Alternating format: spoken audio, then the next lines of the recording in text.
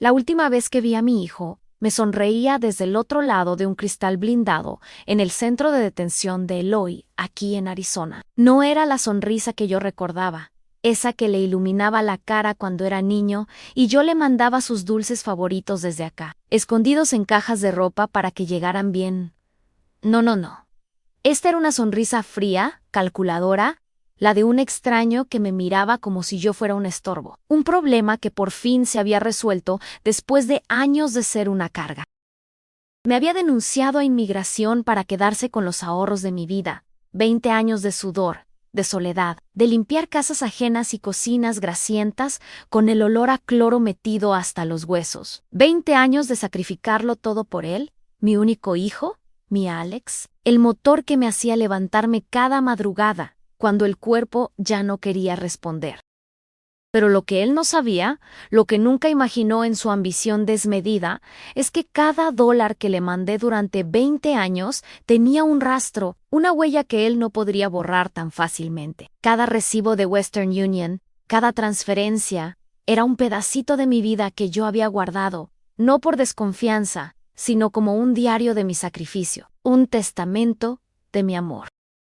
Yo crucé este desierto en el 2005, con el corazón en la mano y la foto de mi niño de apenas 3 años metida en el brasier, pegada a mi piel para sentirlo cerca. La foto se arrugó con el sudor y el miedo, pero era mi ancla, mi razón. Dejé mi Sonora querido, a mi madre que me dio la bendición con los ojos llenos de lágrimas, mi casa de adobe, todo lo que conocía, por él.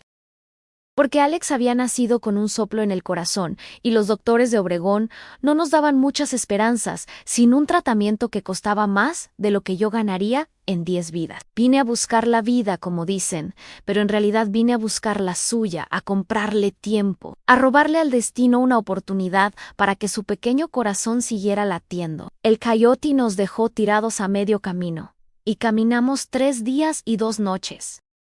El sol nos quemaba la piel, y el frío de la noche nos calaba hasta el alma. Vi gente quedarse en el camino. Vi el miedo en su forma más pura, pero yo no podía rendirme. La imagen de mi Alex en esa foto arrugada me empujaba a dar un paso más. Y otro, y otro. Los primeros años fueron un infierno que ni en las peores pesadillas se imagina una.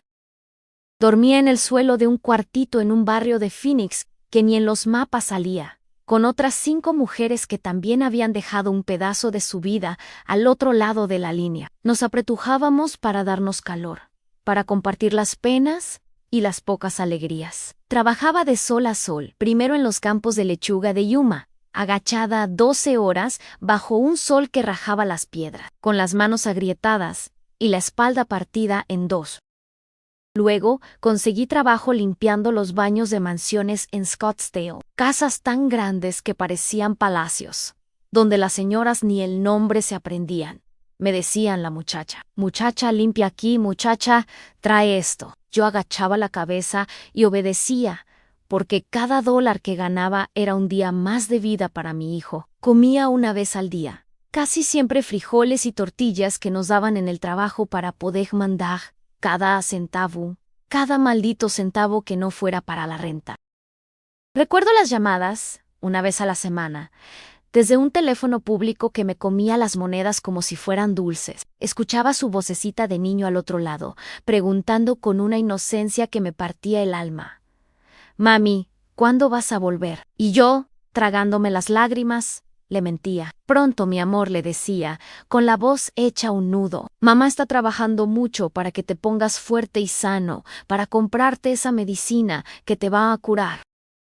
Y el dinero llegaba a Obregón, puntualito, cada 15 días, lloviera o tronara. Con ese dinero pagaron su tratamiento, sus medicinas, y cuando su corazón por fin sanó, pagaron su escuela privada, porque yo quería que tuviera la mejor educación. Que fuera alguien, que no tuviera que pasar por lo que yo pasé. Él era mi proyecto de vida, mi única inversión, mi razón de existir en un país que me era ajeno y hostil.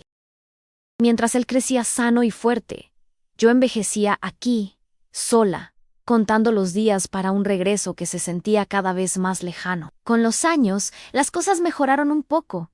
o eso creía yo. Conseguí un trabajo fijo en la cocina de un restaurante italiano, lavando platos. El calor de la cocina era sofocante. El vapor me quemaba la cara, pero al menos era un techo seguro, un salario constante. Dejé el cuartito compartido y me mudé a un pequeño apartamento. Apenas un cuarto y una cocina, pero era mío. Era mi santuario de soledad después de jornadas de 14 horas. Alex crecía y sus necesidades también. Su voz cambió, sus gustos se refinaron. Ya no eran medicinas lo que pedía, eran los tenis Nike de moda que veían sus amigos ricos de la escuela privada, la computadora más nueva para la prepa, la moto que todos sus compañeros tenían para pasear a las novias. Y yo, como buena tonta, enamorada de la idea de ser la mejor madre a la distancia, say-lo, daba todo. Cada peso que me pedía, yo me mataba trabajando horas extra para juntarlo, doblando turnos, limpiando casas los fines de semana. Él era mi orgullo, mi sueño americano hecho realidad a través de él. Las llamadas también cambiaron, se hicieron más cortas, más funcionales. Su voz se hizo más grave, pero también más lejana, más fría. Ya no me preguntaba si estaba cansada o si había comido. Las pláticas empezaron a girar casi exclusivamente en torno a la lana. Oye, ma, fíjate que necesito para la inscripción de la universidad. Jefa, ando corto para la renta del depa. Ma, es que todos mis amigos van a ir de viaje a Cancún y yo no me quiero quedar atrás. Yo nunca le decía que no. ¿Cómo iba a negarle algo al hijo por el que había sacrificado mi juventud entera? Mi salud, mi vida. Me mandaba fotos en la universidad, con sus amigos, en fiestas. Se veía feliz, exitoso. Y yo, desde mi pequeña cocina en Phoenix, miraba esas fotos y sentía que todo había valido la pena. Él estaba viviendo la vida que yo nunca pude tener.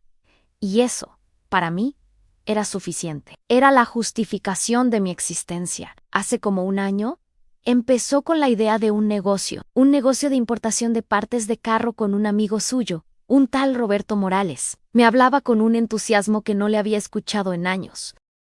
Me decía que era la oportunidad de sus vidas, que se harían ricos, que por fin podría devolverme todo lo que yo había hecho por él.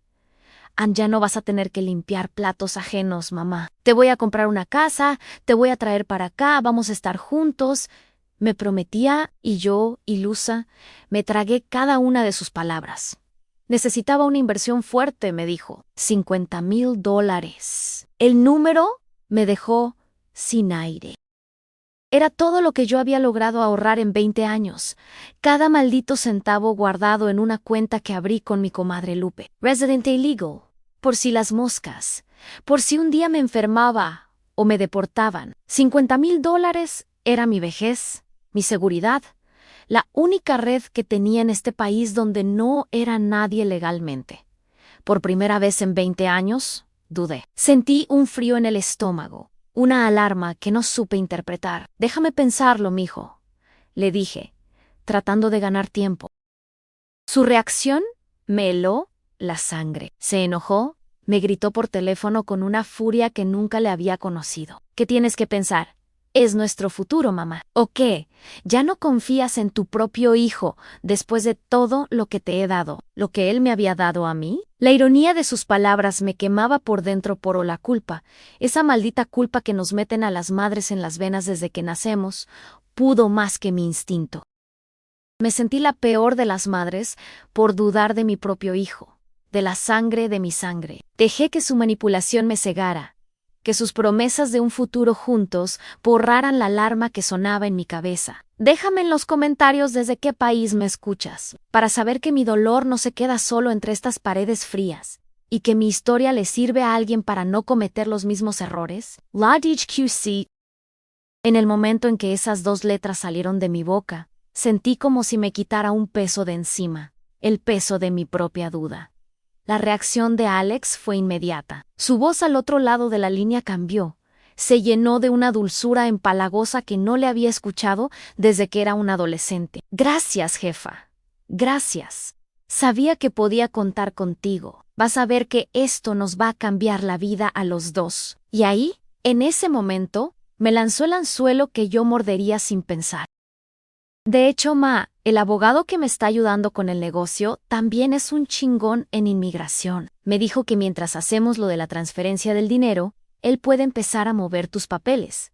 Sería matar dos pájaros de un tiro. La palabra papeles fue música para mis oídos. 20 años soñando con ese momento. Con caminar por la calle sin miedo. Con poder ir a México a ver a mi madre antes de que se me fuera.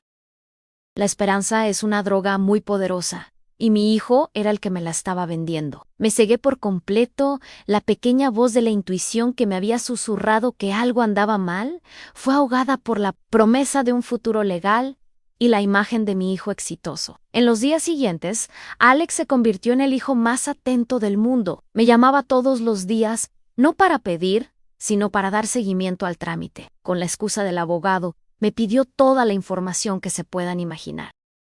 Mi nombre completo, fecha y lugar de nacimiento, la dirección exacta de mi apartamento, el nombre y la dirección del restaurante donde trabajaba, mis horarios de entrada y salida. Es que el abogado necesita todo bien detallado, Ma, para que no haya errores en la aplicación. Quiere demostrar que tienes arraigo aquí, que eres una persona trabajadora, y yo, como una tonta, le di todo en bandeja de plata. Pasé horas buscando papeles viejos, actas de nacimiento, cualquier cosa que sirviera.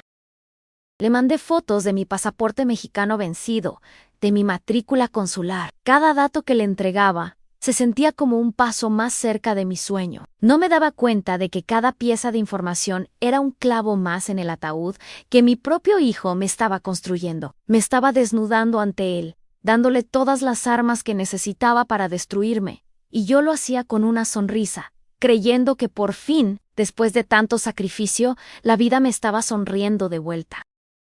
Mi comadre Lupe fue la única que vio las nubes negras en el horizonte. Un sábado, mientras tomábamos café en su cocina después de haberle ayudado a hacer tamales, le conté emocionada sobre el plan de Alex en su cara.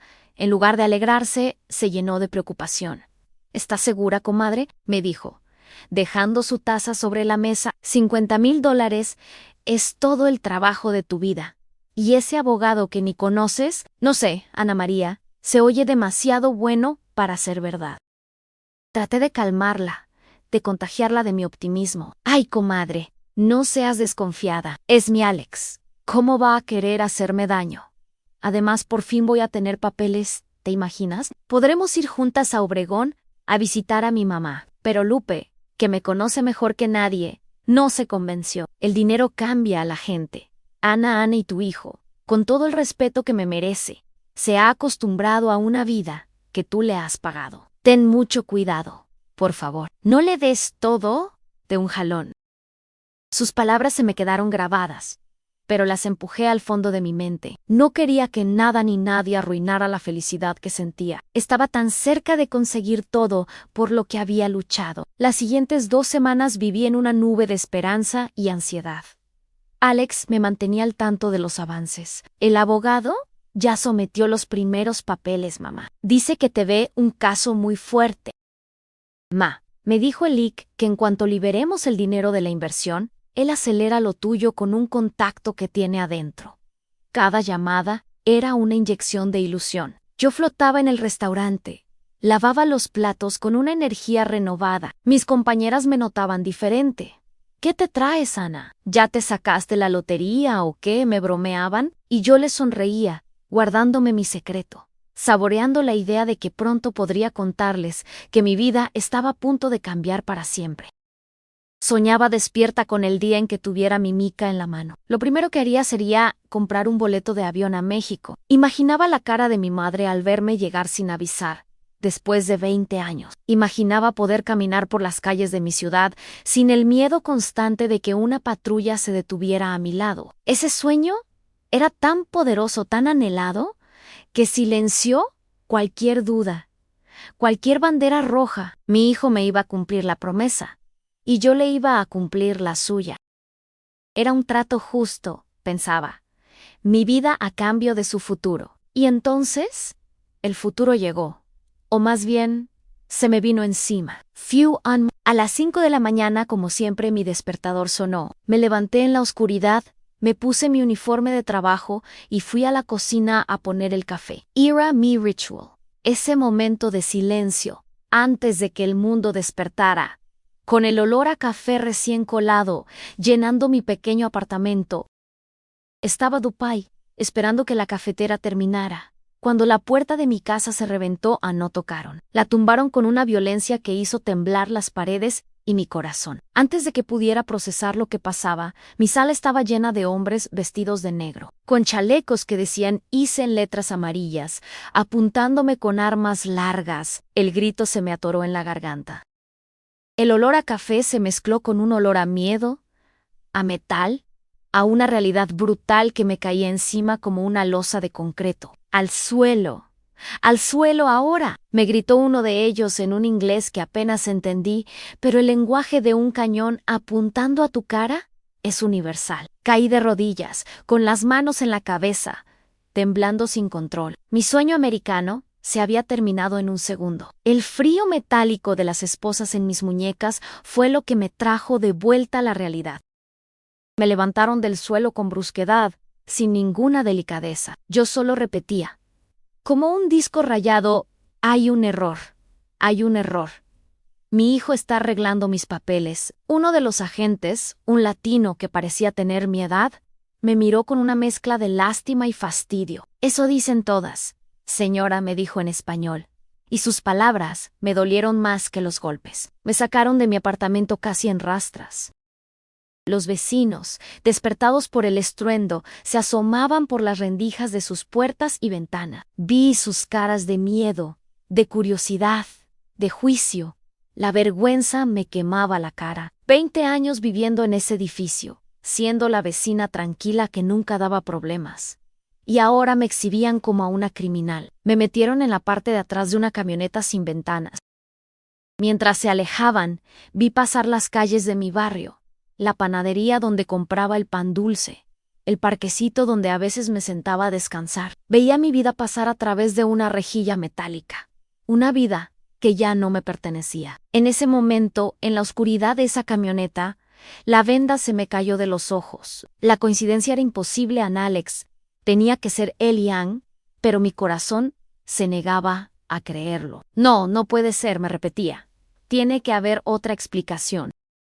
El centro de detención de Eloy es un lugar diseñado para quebrar el espíritu. Es un laberinto de concreto y alambre de púas en medio de la nada, donde el sol del desierto castiga sin piedad. El proceso de ingreso es una lección de humillación. Te quitan tu ropa, tus pertenencias, tu nombre, te dan un uniforme naranja y un número. Me convertí en la detenida a 2875 en mí. Tomaron las huellas, fotos, me hicieron preguntas que no entendía. Me sentía como un animal, no como una persona. Después de horas de trámites, me dijeron que tenía derecho a una llamada. Me llevaron a una cabina con un teléfono metálico pegado a la pared. Mis manos temblaban tanto que apenas pude marcar el número de Alex en recé. Le recé a la Virgencita de Guadalupe con toda mi fe, pidiéndole que todo fuera un malentendido, que mi hijo me iba a sacar de ahí. Sonó 1, 2, 3 veces. Y entonces escuché su voz. Pero no era la voz de mi Alex. Era una voz plana, sin emoción, la voz de un extraño. Bueno, dijo. Mijo, soy yo, tu mamá, le dije, con la voz rota por el llanto. Alex, me agarró la migra. No sé qué paso. Tienes que ayudarme. Hablar con el abogado. Decirles que hay un error. Hubo un silencio al otro lado de la línea, un silencio que se sintió como una eternidad, un silencio que me gritaba la verdad que me negaba a aceptar. Y entonces habló, y cada palabra fue una puñalada directa a mi corazón de madre. Lo siento, mamá, dijo con esa calma monstruosa. Era la única manera de asegurar mi futuro. El dinero ya está invertido. Ann, tú entenderás. Y antes de que yo pudiera decir algo, antes de que pudiera gritar, suplicar, maldecirlo, colgó. El pitido de la línea muerta resonó en mis oídos, en mi cerebro, en mi alma. En ese silencio, en ese pitido final, entendí la magnitud de la traición. Me derrumbé. Caí al suelo de esa cabina sucia abrazándome a mí misma, y lloré. Lloré con una rabia y un dolor que nunca había sentido, un dolor animal, un aullido que salía desde lo más profundo de mis entrañas. Pero en el fondo de esa oscuridad total, algo más nació, una furia helada, una claridad terrible. Él creía que me había destruido, que yo era solo una pobre inmigrante ilegal, sola y sin poder en el mundo. Pero se le olvidaron dos cosas muy importantes. La primera, mi comadre Lupe, residente legal, co-firmant en esa cuenta de ahorros, una mujer que es más hermana que mi propia sangre. Y la segunda, mi arma secreta. Antes de darle todos mis datos a Alex, algo en mi intuición, esa voz que traté de acallar me gritó que investigara al supuesto socio. Con lo poco que sabía de computadoras, me metí a buscar el nombre de Roberto Morales. No era ningún empresario, era un tipo con un historial de fraudes y estafas. Yo tenía su nombre, sus antecedentes, todo guardado en un correo que me mandé a mí misma. Desde el teléfono del centro de detención, logré mandar un mensaje de texto a Lupen, uno corto, en clave, como habíamos acordado por si algo pasaba, comadre. Plan B, Morales, congela todo, ya. El karma, mi hijo, tenía otros planes muy diferentes para ti. ¿Qué hora es allá donde estás mientras oyes mi historia? Aquí, en Eloy, Arizona. El tiempo es una tortura lenta, una gota de agua que cae siempre en el mismo lugar, hasta que sientes que te va a volver loca. Pero saber que afuera, en el mundo real, la justicia se estaba moviendo, me daba fuerzas para aguantar cada segundo en esa celda que olía a desinfectante y a tristeza. Lupe no perdió ni un segundo. Mi comadre es de esas mujeres sonorenses, entronas, que no se andan con rodeos. Me contó después que cuando recibió mi mensaje, sintió un fuego en el pecho, no lloró, se enojó, y su enojo fue mi salvación. Lo primero que hizo fue ir al banco, se presentó con su residencia en la mano y el poder notarial que habíamos firmado años atrás, por si las moscas. El gerente, un güero que al principio la miró por encima del hombro, cambió de cara cuando Lupe le explicó la situación y le recordó las políticas de la cuenta mancomunada. Confirmaron lo que esperábamos. Alex había intentado sacar todo el dinero, pero el sistema había bloqueado la transacción por ser mayo era a $10,000. Solo había logrado llevarse una parte nujive $1,000, justo por debajo del límite. El resto, mi tesoro, el sudor de mi vida, estaba a salvo, congelado. La trampa que él me había puesto se estaba empezando a cerrar, puro sobra el.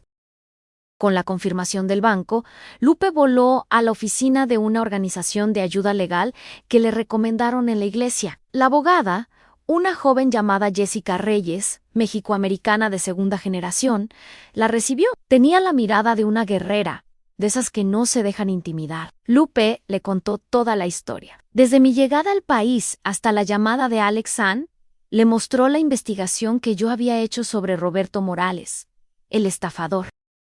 Jessica escuchaba, y con cada palabra que Lupe decía, sus ojos brillaban con una mezcla de indignación y estrategia. Esto no es solo un caso de inmigración, le dijo a mi comadre. Esto es fraud, conspiración, abuso de confianza y potencialmente lavado de dinero.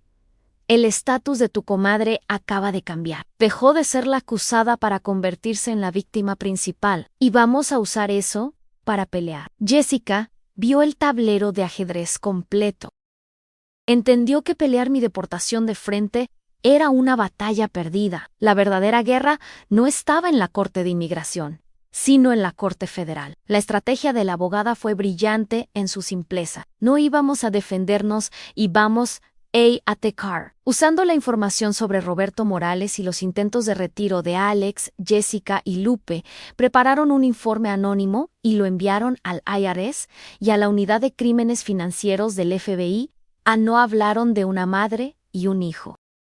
Hablaron de una red criminal. Describieron a un conocido estafador Morales que estaba usando a un joven Alex, sin historial de crédito ni ingresos legítimos, para mover y lavar una gran cantidad de dinero, producto de una posible estafa a una trabajadora vulnerable. Pintaron un cuadro de delincuencia organizada, no de un drama familiar. Al cambiar la narrativa, cambiaron las reglas del juego Ya no se trataba de una pobre indocumentada que iba a ser deportada. Se trataba de desmantelar una operación que podría ser mucho más grande. Le dieron a los federales un pez gordo que pescar, y mi hijo era la carnada perfecta que ellos mismos habían puesto. Mientras tanto, yo solo podía imaginarme la desesperación de Alex en el dinero El Gran Premio.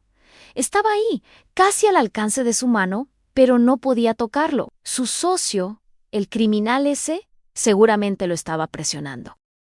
¿Dónde está la lana, muchacho?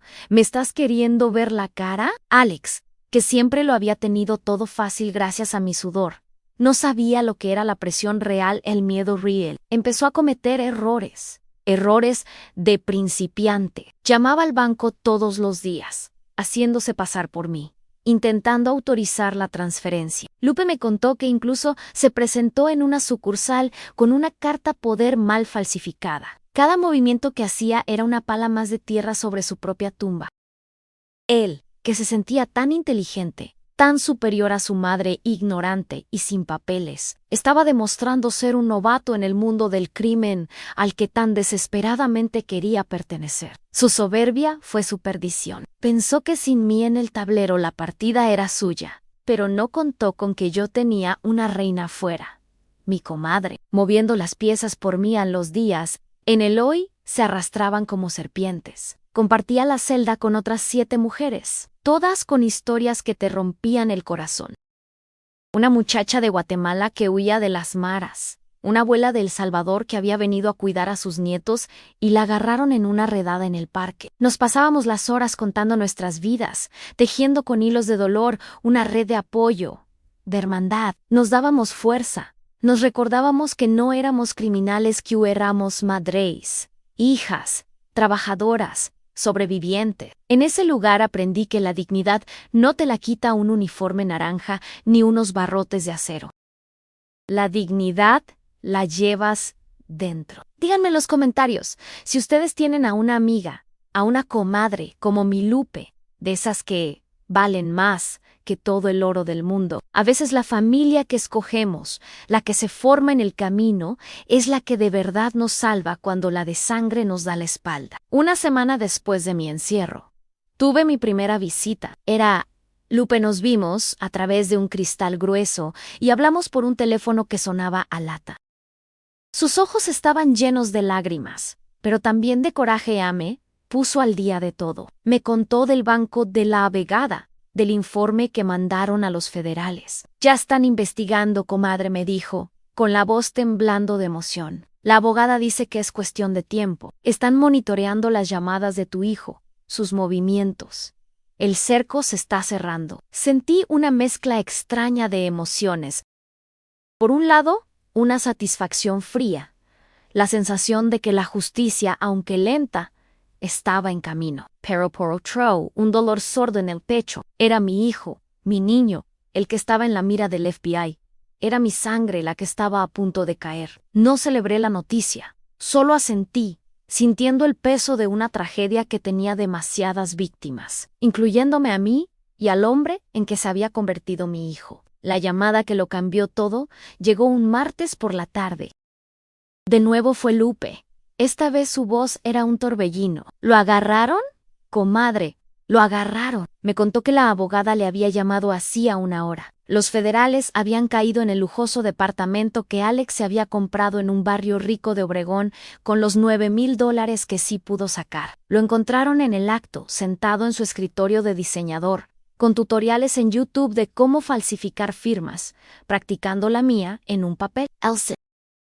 Su socio, el tal Morales, fue el primero en cantar. Apenas sintió el calor de los federales. Los llamó y les dijo que un muchacho lo había querido estafar, que le había prometido una inversión con dinero de dudosa procedencia. Lo vendió sin pensarlo 2 veces para salvar su propio pellejo. La traición es un círculo, y el que mi hijo había iniciado ahora se cerraba sobre él. Lo más increíble fue cómo cambiaron las cosas para mí de la noche a la mañana.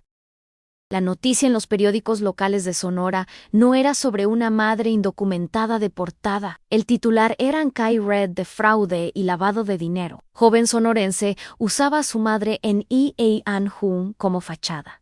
De repente, yo ya no era la criminal. Yo era la víctima, la testigo clave. Un día, un oficial del centro de detención, uno de los más serios, vino a mi celda. Señora Ana María, me dijo, usando mi nombre por primera vez, necesitamos que nos acompañe.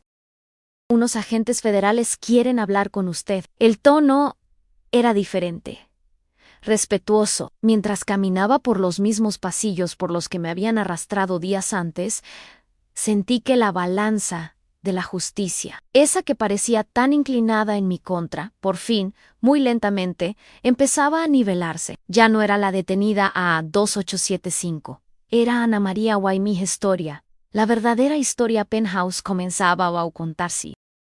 La sala a la que me llevaron no se parecía en nada a las celdas ni a la cabina del teléfono. Era una oficina limpia, impersonal, con una mesa larga y varias sillas. El aire acondicionado zumbaba, un lujo que se sentía extraño después del calor sofocante del patio. Ahí me esperaban 2 agentes federales y mi abogada Jessica, que me recibió con una mirada que era mitad alivio y mitad furia contenida. Uno de los agentes, un hombre corpulento con cara de pocos amigos, me estudió en silencio. La otra era una mujer latina como yo, y fue ella la que habló primero, en un español perfecto. Señora Ana María, dijo, mi nombre es la agente Sandoval. Estamos aquí porque tenemos razones para creer que usted ha sido víctima de un delito federal. Queremos que nos cuente su historia desde el principio, con todos los detalles que recuerde. Y por primera vez en 20 años, alguien con autoridad quería escucharme. Con Jessica a mi lado, dándome pausas para tomar agua y respirar. Hablé por casi 3 horas. Les conté del soplo en el corazón de mi hijo, del cruce del desierto, de los campos de lechuga, de los baños que limpié, de cada maldito dólar que mandé. Les mostré, a través de Jessica, copias de los recibos que Lupe había guardado, un registro de 20 años de sacrificio. Les conté de la llamada de Alex, de su manipulación, de la mentira del abogado.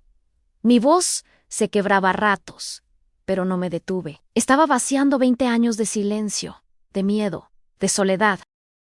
Y ellos escuchaban, sin interrumpir, tomando notas. Ya no era una inmigrante ilegal, era un ser humano con una historia, y mi historia, por fin, importaba. Cuando terminé, un silencio pesado llenó la sala. La agente Sandoval me miró con una compasión que no esperaba. Señora, su historia coincide con la evidencia que hemos estado recopilando, dijo. Su hijo y su socio estaban siendo monitoreados desde que recibimos una alerta del banco por movimientos sospechosos.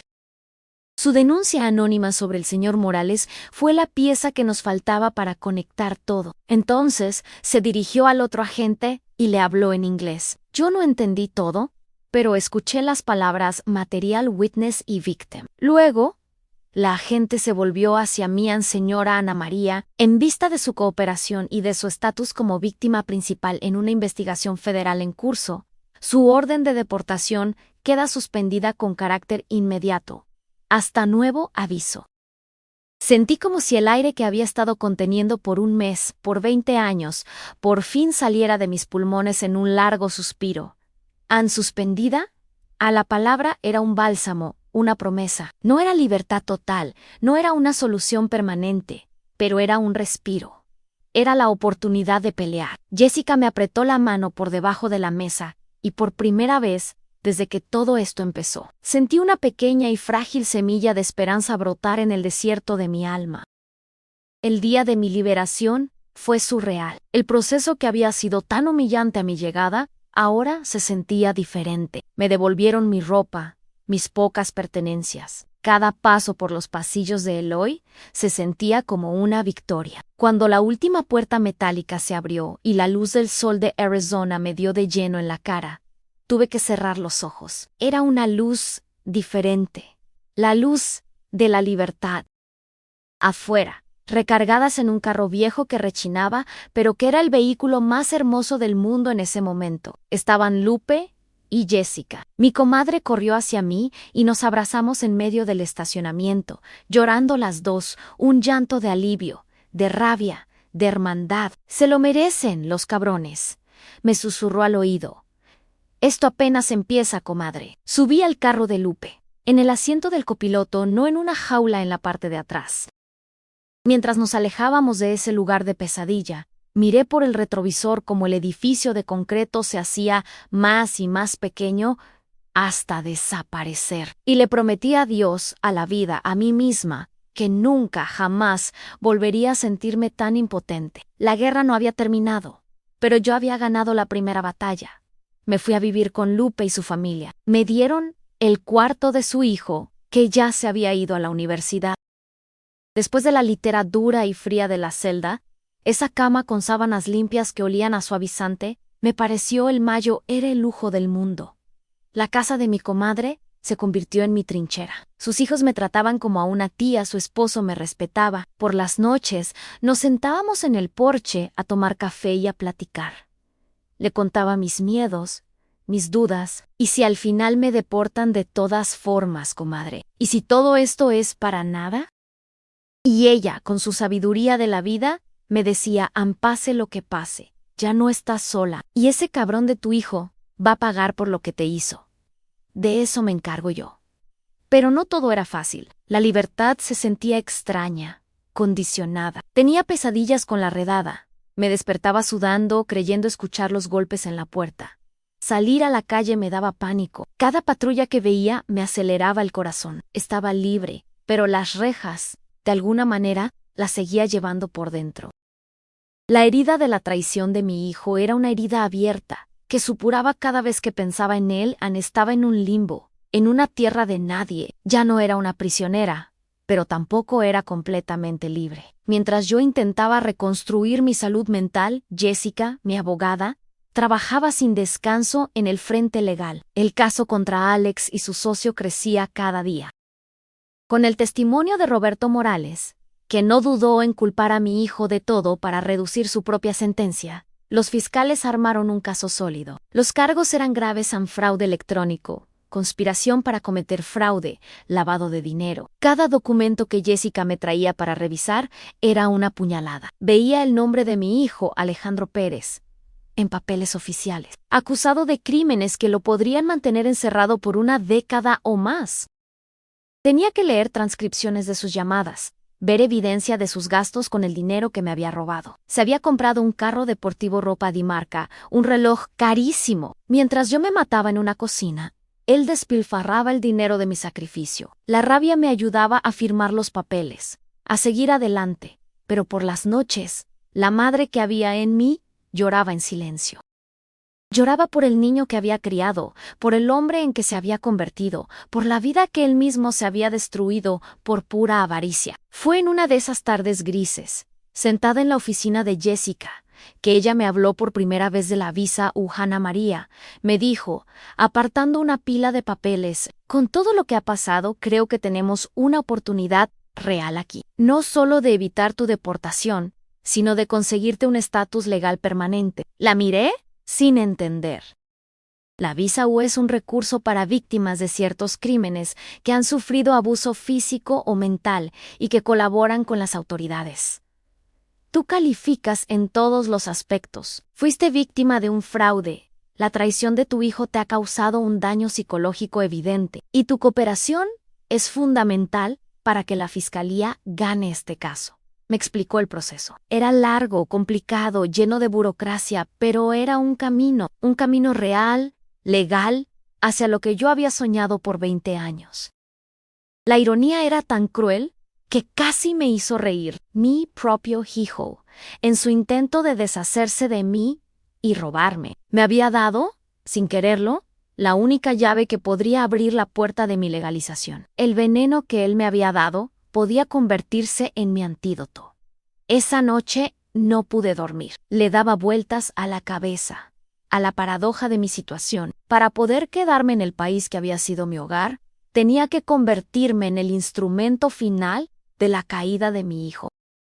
Tenía que testificar en su contra, mirarlo a la cara en una corte y contarle al mundo entero cómo me había traicionado. ¿Podría hacerlo? La madre en mí gritaba que no, que era mi hijo, que a pesar de todo, era la carne de mi carne. Pero la mujer que había sido humillada, utilizada y desechada, la mujer que había sobrevivido al desierto y a 20 años de explotación, Esa mujer me decía que tenía que hacerlo no por venganza, sino por justicia, por mí, para demostrarme a mí misma que mi vida, mi sacrificio, mi dignidad, valían algo, que nadie, ni siquiera mi propio hijo, tenía el derecho de pisotearme y salirse con la suya. Era la decisión más difícil de mi vida, más difícil que cruzar la frontera, más difícil que vivir sola por 20 años. Tenía que elegir entre el amor incondicional de una madre y el amor propio de una mujer que se negaba a seguir siendo una víctima. La decisión se me impuso sola unas semanas después.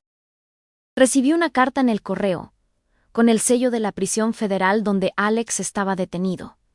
Era de su abogado de oficio. En un lenguaje frío y legal, me informaba que mi hijo quería explorar un acuerdo. A cambio de una declaración de culpabilidad, buscaría una sentencia reducida. Y para ello, solicitaban mi cooperación. Querían que escribiera una carta al juez, hablando de Alex, de su niñez, de su arrepentimiento.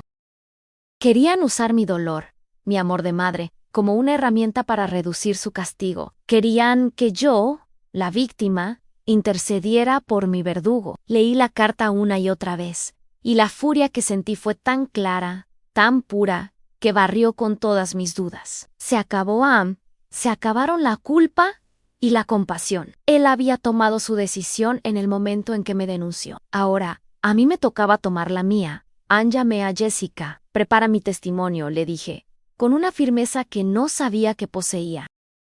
Voy a hablar en esa corte, y voy a contar toda la verdad. Los meses que siguieron fueron una preparación para la guerra, mi guerra personal. Jessica y yo nos reuníamos 3-4 veces por semana, ya no en su oficina, sino en la cocina de Lupe con el olor a café y a tortillas recién hechas llenando el aire. Cada sesión era un exorcismo. Jessica me hacía revivir cada detalle, cada llamada, cada sacrificio, no por morbo, sino para construir un testimonio que fuera inquebrantable. Al principio, cada recuerdo era una herida que se abría de nuevo. Lloraba, me enojaba, me sentí una víctima estúpida por haber sido tan ciega. Pero poco a poco, con cada palabra que escribía en un cuaderno que Jessica me dio, sentía que algo cambiaba. Ya no estaba solo recordando mi dolor, lo estaba transformando. Cada lágrima se convertía en una línea de mi declaración, cada gramo de humillación en un pilar de mi caso. Estaba tomando el control de mi propia historia. Por primera vez, no era algo que me había pasado a mí, era algo que yo iba a contar, con mi propia voz, bajo mis propios términos. Dejé de ser la pobre inmigrante engañada para convertirme en la testigo estrella que iba a hundir a mi propio hijo. El día del juicio llegó en un día nublado de otoño. El cielo de Phoenix, usualmente de un azul brillante, estaba cubierto de nubes grises, como si la naturaleza misma estuviera de luto por lo que iba a pasar. El juzgado federal era un edificio imponente, frío, de mármol y madera oscura. Me sentía pequeña e insignificant, pero a mi lado caminaban Lupe y Jessica, mis 2 soldadas, y su fuerza me contagiaba. Cuando entré a la sala, lo vi. Estaba sentado al lado de su abogado, vestido con un traje de prisión color caqui que le quedaba grande. Estaba más delgado, pálido, con unas ojeras que le llegaban hasta la mitad de la cara. Ya no quedaba nada del joven arrogante y seguro de sí mismo que me había sonreído desde el otro lado del cristal en el Loyan cuando sus ojos se encontraron con los míos. Fue él quien apartó la mirada primero, y en ese instante, en esa pequeña victoria, supe que podía hacerlo. No sentí lástima, tampoco sentí odio. Lo que sentí fue un vacío inmenso, el vacío que deja un amor que ha muerto para siempre. El Estado llama a Ana María Pérez al estrado. La voz del fiscal resonó en la sala. Caminé esos metros que me separaban del estrado como si caminara sobre vidrio. Me senté, juré decir la verdad y toda la verdad. El fiscal empezó con preguntas suaves, sobre mi llegada, sobre mi trabajo, sobre mis motivos. Luego, me pidió que hablara de mi hijo. Miré a Alex, que seguía con la vista clavada en la mesa aún, y empecé a hablar. Mi voz, al principio un hilo tembloroso, fue ganando fuerza con cada frase. Conté la historia del soplo en su corazón, de mi viaje por el desierto, de los 20 años de soledad. Conté cómo cada centavo que ganaba tenía su nombre, cómo cada sacrificio era pensando en su futuro. Conté de su manipulación, de la mentira del abogado, de la llamada en la que me confesó su traición con una frialdad que lava los huesos. No grité, no lloré, simplemente expuse los hechos a no tras otro, como si estuviera presentando las cuentas de mi vida. Y en esa sala de justicia, mi verdad, la verdad de una madre traicionada, resonó con la fuerza de un trueno. Mientras hablaba, Alex empezó a temblar. Al principio era un movimiento casi imperceptible, pero luego todo su cuerpo se sacudía en sollozos silenciosos. Su abogado le puso una mano en el hombro, pero él se encogió. Por primera vez, creo, estaba siendo confrontado con el verdadero tamaño de su monstruosidad, no como un plan de negocios que salió mal, sino como la destrucción deliberada de la única persona en el mundo que lo había amado sin condiciones. El jurado lo miraba, luego me miraba a mí y podía ver la incredulidad, la compasión, el horror en sus rostros. Mi testimonio no fue el de una víctima llorosa, fue el de una sobreviviente que había venido a reclamar su dignidad. Cuando el fiscal me preguntó cómo me había sentido al escuchar a mi hijo confesar, hice una pausa y lo miré directamente a los ojos por primera vez. Sentí que los 20 años de mi vida habían sido una mentira, dije, con la voz clara y firme, y sentí que el hijo al que yo le di la vida me la había quitado. En ese momento, Alex levantó la cabeza y me miró, y en sus ojos vi el reflejo de un alma rota. El veredicto fue rápido: un culpable. Culpable de fraude electrónico, culpable de conspiración, culpable de lavado de dinero. La sentencia se dictaría unas semanas después. Cuando llegó ese día, la sala estaba llena. La historia se había filtrado a la prensa y había un morbo palpable en el aire. El juez, un hombre mayo de apariencia severa, habló antes de dictar la sentencia. Se dirigió a Alex: señor Pérez, dijo, usted no solo le robó los ahorros a su madre, usted le robó su fe en el amor más fundamental que existe. Usted monetizó el sacrificio materno. No hay crimen más bajo que ese. Luego me miró a mí, sentada en la primera fila. Señora Pérez, ninguna sentencia puede devolverle lo que perdió, pero que quede constancia de que este tribunal reconoce su fuerza y su inmensa dignidad. Y entonces dictó la sentencia a 12 años. En una prisión federal. El sonido del mazo al golpear la madera fue seco, definitivo. Vi cómo 2 alguaciles se acercaban a Alex, cómo lo levantaban para llevárselo. Al pasar a mi lado, se detuvo un segundo y susurró una sola palabra: perdón. No sé si lo perdonaré algún día, pero en ese momento supe que mi guerra había terminado. Salimos del juzgado y una multitud de reporteros nos rodeó. Jessica me protegió, pero yo levanté la mano: Claudia Habler. Mi nombre es Ana María Pérez, dije frente a las cámaras y los micrófonos. Durante 20 años fui una sombra en este país, una trabajadora invisible. Hoy, la justicia me ha dado un rostro y una voz. Esta no es una victoria feliz, porque ninguna madre celebra la caída de su hijo, pero es una victoria de la verdad. Que mi historia sirva para que otras mujeres en mi situación sepan que no están solas y que su sacrificio tiene un valor incalculable, un valor que nadie tiene derecho a robar. Esa noche, en casa de Lupe, no hubo fiesta, hubo un silencio tranquilo, lleno de respeto. Habíamos ganado, sí, pero a un costo terrible. Había recuperado mis ahorros, mi dignidad y la posibilidad de un futuro, pero había perdido a mi hijo para siempre. La justicia, a veces, tiene el sabor amargo de la ceniza. Los meses pasaron. La vida, terca como siempre, siguió su curso. Volví a trabajar en el restaurante, pero algo había cambiado. Mis compañeros me miraban con un nuevo respeto. El dueño me ofreció ser asistente de cocina, un ascenso que había anhelado por años. La comunidad de la iglesia, que se enteró de mi historia, organizó una colecta y me ayudaron a amueblar un pequeño apartamento para mí sola. Era la primera vez en mi vida que tenía un lugar que era verdaderamente mío, pagado con mi trabajo y sostenido por mi propia fuerza. Y un día llegó un sobre grueso, con el sello del Servicio de Ciudadanía e Inmigración de Estados Unidos. Mis manos temblaban tanto que apenas podía abrirlo. Dentro había una carta oficial. Mi solicitud de visa había sido aprobada. Tenía un permiso de trabajo, un número de seguro social válido y un camino claro hacia la residencia permanente. Me senté en el suelo de mi pequeño apartamento, con ese papel en la mano, y lloré. Pero esta vez no eran lágrimas de dolor ni de rabia, eran lágrimas de liberación. Después de 20 años, ya no era una ilegal, era Ana María Pérez, futura residente de los Estados Unidos. Era por fin alguien.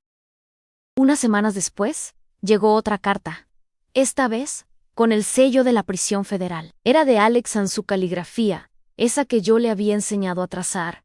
Llenaba varias páginas. No era una carta de excusas ni de justificaciones, era una confesión. Me contaba cómo la influencia de sus amigos ricos, su desesperación por encajar en un mundo que no era el suyo, y la manipulación de Roberto Morales lo habían envenenado. Creí que el dinero me haría feliz, mamá, escribía.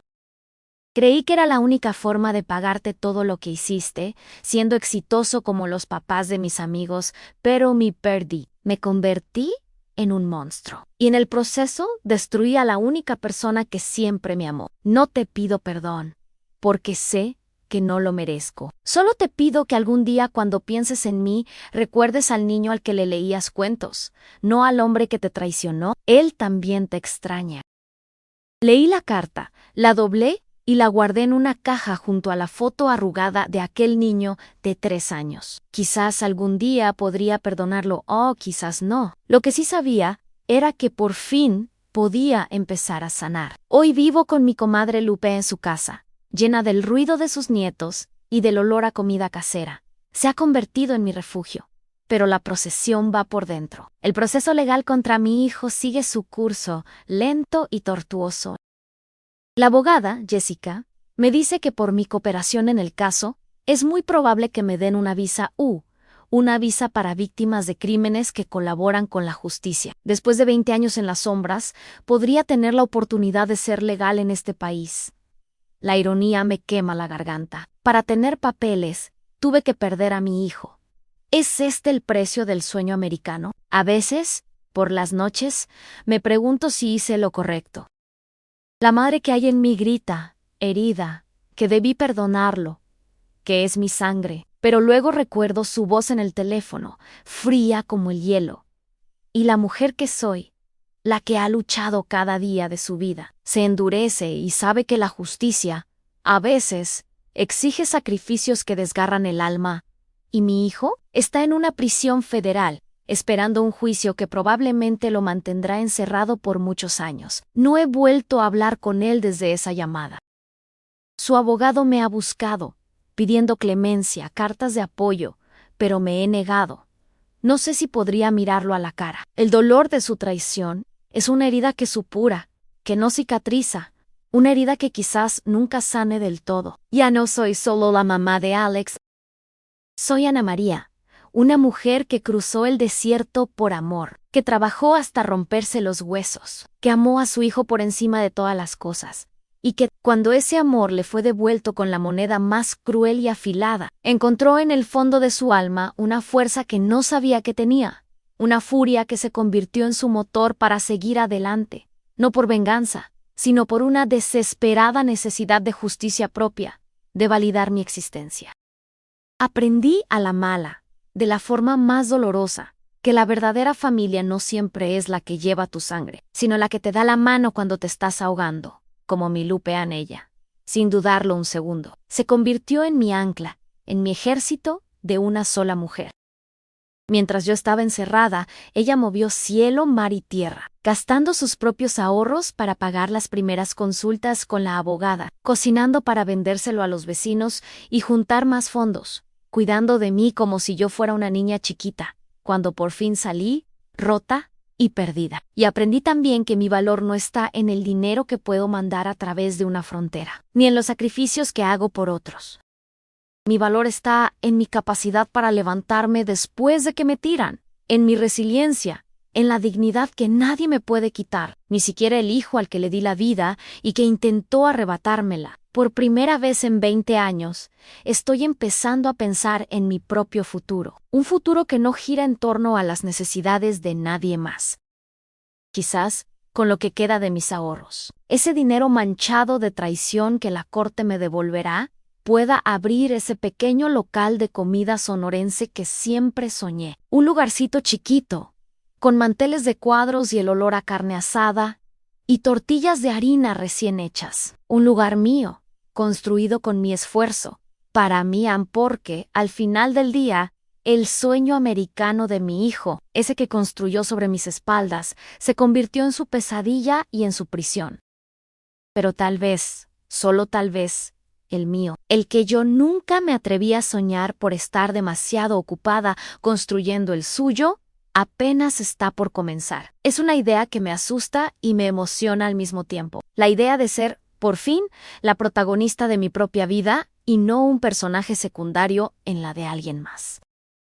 ¿Alguna vez has vivido una traición tan profunda que te hizo cuestionar todo en lo que creías? Una de esas que te rompen por dentro y te obligan a reconstruirte desde las cenizas. Cuéntame en los comentarios, porque a veces compartir el dolor es la única forma de hacerlo más ligero, de sentir que no estamos solos en nuestras batallas. La soledad después de una traición así es un veneno que te consume lentamente. Y saber que hay otras almas que han navegado por las mismas aguas turbulentas puede ser el faro que necesitas para no naufragar. La herida que me dejó mi hijo es profunda, y aunque la justicia legal está en camino, la justicia del corazón, el perdón, esa es una senda mucho más larga y complicada que apenas estoy empezando a recorrer. No sé si algún día llegaré al final, pero por ahora me aferro a la idea de mi pequeño restaurante como un náufrago a una tabla. Los días se han vuelto una rutina de espera y de pequeños pasos hacia adelante. Acompaño a Lupe al mercado. Aprendo a usar la computadora para buscar recetas, para leer las noticias, para conectarme con un mundo del que estuve desconectada por 2 décadas. Cada pequeña cosa, como abrir una cuenta de correo electrónico a mi nombre o aprender a manejar el carro viejo de mi comadre en las calles de Phoenix, se siente como una victoria monumental. Son recordatorios de que mi vida no se terminó en esa celda del ONI veces. En el supermercado, veo a otras madres con sus hijos, riendo, discutiendo, y siento una punzada de dolor tan aguda que me corta la respiración. Un recordatorio de lo que perdí, de lo que nunca más tendré. Pero luego respiro hondo y sigo empujando el carrito, porque la vida sigue y yo he decidido con cada fibra de mi ser que voy a seguir con ella. No importa cuánto duela. La abogada Jessica me llama cada semana para darme actualizaciones. El caso es sólido como una roca. El socio de Alex, Roberto Morales, ha contado todo con lujo de detalles, pintando a mi hijo como el cerebro de la operación para salvarse él. Y Alex, acorralado, sin dinero y sin aliados, ha empezado a cometer más errores, contradiciéndose en sus declaraciones, intentando culpar a otros. Es como ver un castillo de naipes derrumbarse. Cada llamada de Jessica es una confirmación de que hice lo correcto, de que mi decisión de hablar, de pelear, fue la única salida. Pero cada llamada es también un recordatorio de que el hombre que está hundiéndose en ese pantano legal es el mismo niño al que le curaba las rodillas raspadas. Esa dualidad, esa mezcla de justicia y de luto, es la carga más pesada que llevo. Mi comadre Lupe dice que soy como esas plantas del desierto, los aguaros, que aguantan años de sequía du sol inclemente, y que parecen secos por fuera, pero que por dentro están llenos de vida, esperando una gota de lluvia para florecer. Y creo que tiene razón. Estos últimos meses han sido mi desierto personal, el más árido de todos, pero estoy empezando a sentir las primeras gotas de lluvia. La posibilidad de mis papeles, la idea de mi restaurante, la amistad incondicional de Lupe, el respeto de mis compañeras de trabajo, son pequeñas gotas, pero están despertando algo en mí que creía muerto. La capacidad de soñar otra vez, de mirar hacia el futuro no con miedo, sino con una tímida, pero terca, esperanza. Quizás, después de todo, sí pueda florecer. Hoy vivo con mi comadre Lupe, en un pequeño cuarto que antes era de su hijo. Se ha convertido en mi santuario y mi celda. Por las mañanas, la rutina de la casa, los olores de la cocina y las risas de sus nietos me dan un ancla a la normalidad. Pero por las noches, cuando el silencio cae, Los fantasmas vienen a visitarme. El rostro de mi hijo, su sonrisa fría detrás del cristal, su voz en el teléfono. La traición es una herida que no cierra, que duele con el frío de la madrugada y con el calor del mediodía. La abogada me dice que el caso es sólido, que la justicia llegará. Pero ¿qué justicia puede haber para una madre que tiene que testificar para meter a su propio hijo en la cárcel? A veces me pregunto si no sería más fácil perdonar, olvidar, dejar que la vida siga su curso. Pero luego recuerdo los 20 años de soledad, de manos agrietadas y espalda adolorida, y sé que no puedo. No por venganza, sino porque mi sacrificio merece respeto. Mi vida merece ser honrada. El juicio se fijó para un lunes de noviembre. Esa mañana me levanté antes que nadie. Me puse el único vestido decente que tenía, uno que Lupe me prestó. Mientras me miraba en el espejo, no reconocía a la mujer que me devolvía la mirada. Tenía arrugas que no recordaba, una dureza en los ojos que no me pertenecía. Parecía una extraña. En el juzgado, el aire era espeso, cargado de formalidad y de dolor contenido en. Y entonces lo vi. Entró a la sala esposado, flanqueado por 2 guardias. Estaba más delgado, con la mirada perdida en el suelo. Cuando levantó la vista y nuestros ojos se encontraron, vi un destello de pánico, de vergüenza. El joven arrogante se había desmoronado, y en su lugar quedaba un niño asustado. Por un segundo, mi corazón de madre flaqueó. Quise correr y abrazarlo, decirle que todo estaría bien, pero entonces recordé la llamada, el pitido de la línea muerta, y la mujer que soy, la que sobrevivió al desierto, se enderezó en su asiento. Cuando me llamaron al estrado, caminé con una calma que no sentía. Juré decir la verdad, con la mano sobre una Biblia que se sentía helada, y entonces el fiscal me pidió que contara mi historia. Mayer al llorado, a las caras anónimas que decidirían el futuro de mi hijo y el mío. Y conté todo, desde el soplo en el corazón de Alex hasta las ollas grasientas del restaurante italiano. Conté los cumpleaños que pasé sola, las navidades que celebré con una llamada de larga distancia. Saqué los recibos, uno por uno, y los puse como evidencia. 20 años de mi vida en un montón de papeles amarillentos. No lloré, mi voz era monótona, casi robótica. Estaba más allá de las lágrimas. Estaba en ese lugar donde el dolor es tan profundo que se convierte en una calma extraña, en una certeza absoluta. Y con cada palabra sentía como me quitaba un peso de encima. Estaba reclamando mi historia, mi verdad. El momento más duro fue cuando el fiscal reprodujo la grabación de la llamada. Escuchar la voz de Alex, tan fría, tan distante, llenando el silencio de la corte, fue como recibir una puñalada en una herida abierta. Era la única manera de asegurar mi futuro. Tú entenderás. La frase resonó en la sala y vi cómo los miembros del jurado se miraban unos a otros, como algunos negaban con la cabeza. Alex, en el banquillo de los acusados, se cubrió la cara con las manos y empezó a sollozar, un llanto roto, desesperado. El llanto de un hombre que por fin se daba cuenta de que su futuro lo había construido sobre las ruinas de su propia alma. Su socio, Roberto Morales, que testificó antes que yo, lo miraba desde el otro lado de la sala con una sonrisa de desprecio. La lealtad entre ladrones es la primera en morir. El veredicto no tardó en culpable ante todos los cargos. El juez, antes de dictar sentencia, se dirigió a Alex. Joven, le dijo, hay muchos crímenes en este mundo, pero pocos tan viles como el de usar el amor incondicional de una madre como un arma para destruirla. Usted no solo robó dinero, usted profanó algo sagrado. Y entonces lo sentenció a 15 años de prisión federal en 15 años. 1 por cada 15 días que yo le había mandado dinero durante 2 décadas. La justicia poética en cuando se lo llevaban, me miró una última vez. Ya no había frialdad en sus ojos, solo un abismo de arrepentimiento. Y en ese abismo vi el reflejo del niño que había perdido para siempre. No sentí alegría. No sentí victoria, solo un cansancio infinito y la certeza de que algunas heridas simplemente nunca cierran. 3 meses después del juicio, llegó el sobre que lo cambiaría todo. con el sello oficial del gobierno. Mi solicitud de visa había sido aprobada. Tenía estatus legal en Estados Unidos. Después de 20 años, 21 meses y 14 días de vivir en las sombras, por fin era visible. Por fin era legal. Me senté en la banqueta, afuera de la casa de Lupe, con el papel en la mano, y miré al cielo. Y lloré. Lloré por la mujer que cruzó el desierto, por la que lavó platos hasta sangrar, por la que aguantó la soledad y la humillación. Lloré por la madre que perdió a su hijo, pero por primera vez también lloré por mí, por la mujer que había sobrevivido, que había luchado y que contra todo pronóstico había encontrado un camino.